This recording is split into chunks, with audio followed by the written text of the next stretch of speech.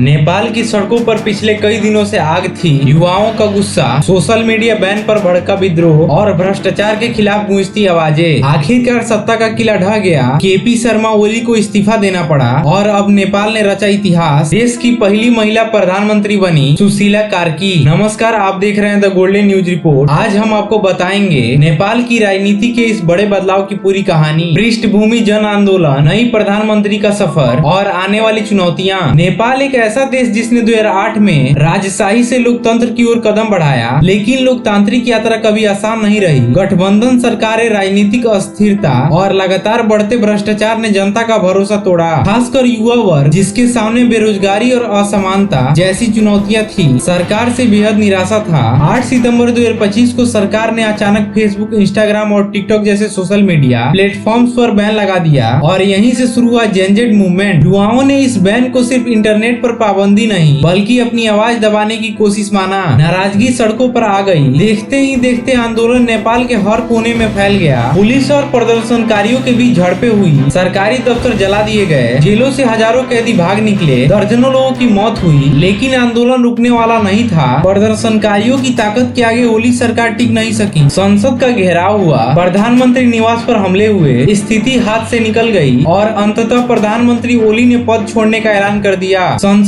भंग हुई और अब नेपाल को एक चेहरे की तलाश थी जिस पर जनता भरोसा कर सके। नेपाल के इतिहास की ये घड़ी यहीं से बदली। राष्ट्रपति ने देश की पहली महिला प्रधानमंत्री के रूप में सुशीला कार्की को शपथ दिलाया। कार्की का जन्म 1952 में विराटनगर के किसान परिवार में हुआ। पढ़ाई बनारस हिंदू यूनिवर्सिटी और त्रिभुवन यूनिवर्सिटी से की। 2009 में सुप्रीम कोर्ट जज बनी और 2016 में नेपाल की पहली महिला चीफ जस्टिस। भ्रष्टाचार के खिलाफ कड़े फैसलों और बेखौफ छवि के लिए जानी जाने वाले कार्की का राजनीति से कोई सीधा संबंध नहीं रहा। यही वजह है कि जनता और युवाओं ने उन्हें आशा की किरण माना। कार्की को अंतरिम प्रधानमंत्री के रूप में 6 महीने के लिए नियुक्त किया गया। मार्च 2026 में नए चुनाव कराए जाएंगे। पद संभालते ही उन्होंने बड़ा ऐलान किया, जेनजेड आंदोलन में जान गंवाने वाले को शहीद का दर्जा दिया जाएगा। परिवारों को आर्थिक मदद और घायलों के लिए विशेष प्रावधान किए गए। उन्होंने साफ कहा, ये सरकार सत्ता का स्वाद लेने नहीं आई है, बल्कि सिर्फ जनमत और लोकतंत्र की रक्षा करने आई है। लेकिन चुनौतियां कम नहीं है। आंदोलन में हुई हिंसा और मौतों की न्यायिक जांच, भ्रष्टाचार की जड़ों को काटना, बेरोजगारी और आर्थिक संकट से निपटना और सबसे बड़ी चुनौती जनता के भरोसे को बनाए रखना। वहीं कुछ संवैधानिक सवाल भी उठ रहे हैं। क्या एक पूर्व चीफ जस्टिस का प्रधानमंत्री बनना न्यायपालिका की स्वतंत्रता पर असर डालेगा?